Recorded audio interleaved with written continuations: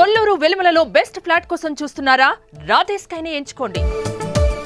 Delhi assembly ఎన్నికల ఫలితాలు దేశవ్యాప్తంగా సంచలనమే అయ్యాయి. 27 ఏళ్ల తర్వాత రాజధాని పీఠం పైన, దేశ రాజధాని పీఠం పైన కాషాయ జెండా ఎగరబోతుంది. అలానే ఎన్డీఏ పక్షంగా పోటీ చేసినటువంటి బీజేపీ ఇక్కడ బీజేపీగా జయకేతనం ఎగరవేసింది, కానీ ఎన్డీఏ పక్షాలు మాత్రం ఓటమి బాట పట్టినటువంటి పరిస్థితి. అందరూ Aam Aadmi party versus BJP అనే ఈక్వేషన్ చూస్తున్నారు, కానీ ఢిల్లీ ఎన్నికల్లో జరిగినటువంటి అసలు సిస్సులు పోటీ వాతావరణాన్ని చూస్తే కనుక ఇది మొత్తం మీద ఇప్పుడు ప్రస్తుతం ఢిల్లీలో కనిపిస్తున్నటువంటి కలర్ కాంబినేషన్ ఓవరాల్గా కాషాయీకరణ జరిగింది. అయితే మొత్తం 70 నియోజకవర్గాల్లో 68 చోట్ల బీజేపీ పోటీ చేసింది. 2 చోట్ల, ఒక చోట జనతాదళ్ యునైటెడ్, మరొక చోట్ల ఎల్జేపీ అంటే లోక్ జనశక్తి పార్టీకి టికెట్లు కేటాయించింది. అయితే మిత్రపక్షాల పరిస్థితి ఏంటి? ఓవరాల్గా బీజేపీ ప్రభంజనం కనిపిస్తున్న వేళ మిత్రపక్షాలు పోటీ చేసినటువంటి నియోజకవర్గాల్లో మాత్రం ఓటమి పలకరించినటువంటి పరిస్థితి. ఇది బురారీ నియోజకవర్గం. బురారీ నియోజకవర్గంలో ఆమ్ ఆద్మీ పార్టీనే గెలుపు బావుట ఎగరేసింది.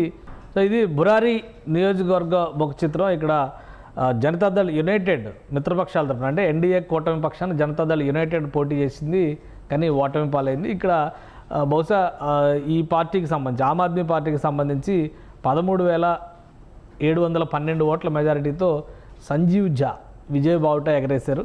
అలానే శైలేంద్ర కుమార్ జనతాదళ్ యునైటెడ్ తరఫున పోటీ చేసి 13,000 ఓట్ల పైచిలుకు తేడాతో ఓటమి పాలైనటువంటి పరిస్థితి బురారీ నియోజకవర్గం. అలానే మిత్రపక్షం, మరొక మిత్రపక్షం ఎల్జేపీ కంటెస్ట్ చేసినటువంటి స్థానాన్ని కూడా ఒకసారి చూద్దాం. మరొక మిత్రపక్షం ఎల్జేపీ పోటీ చేసినటువంటి స్థానం ఇది దేవలీలో పరిస్థితిని కూడా ఒకసారి చూద్దాం. ఇక్కడ దేవలి నియోజకవర్గంలో 36,000 ఓట్ల తేడాతో మిత్రపక్షం లోక్ జనశక్తి పార్టీ రామ్ విలాస్ పాస్వాన్ వర్గం నుంచి దీపక్ తన్వర్ పోటీ చేశారు. బీజేపీ ఎన్డీఏ కూటమి పక్షాన ఓటమి పాలయ్యారు.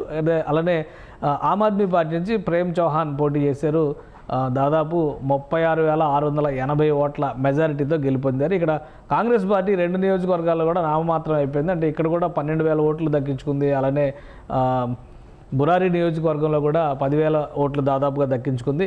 సో మొత్తం మీద ఈ 2 స్థానాలు అంటే భారతీయ జనతా పార్టీ పోటీ చేసినటువంటి నియోజకవర్గాల్లో ఓవరాల్గా సక్సెస్ పర్సంటేజ్ ఉంటే ఎన్డీఏ మిత్రపక్షాలుగా పోటీ చేసినటువంటి 2 నియోజకవర్గాలు కూడా భారతీయ జనతా పార్టీ కోల్పోవడం, అంటే ఎన్డీఏ పక్షాలు కోల్పోవడం అనేది ఆ పార్టీ కొంత నిరాశ కలిగించినటువంటి అంశం. అంటే ఇది ఒక విధంగా బీజేపీ విజయం, కానీ ఎన్డీఏ అక్కడ విఫలమైంది, ఎన్డీఏ పక్షాలు విఫలమైనవి అనేటువంటి సంకేతాలు అయితే స్పష్టంగా కనిపిస్తున్నాయని అర్థం చేసుకోవచ్చు.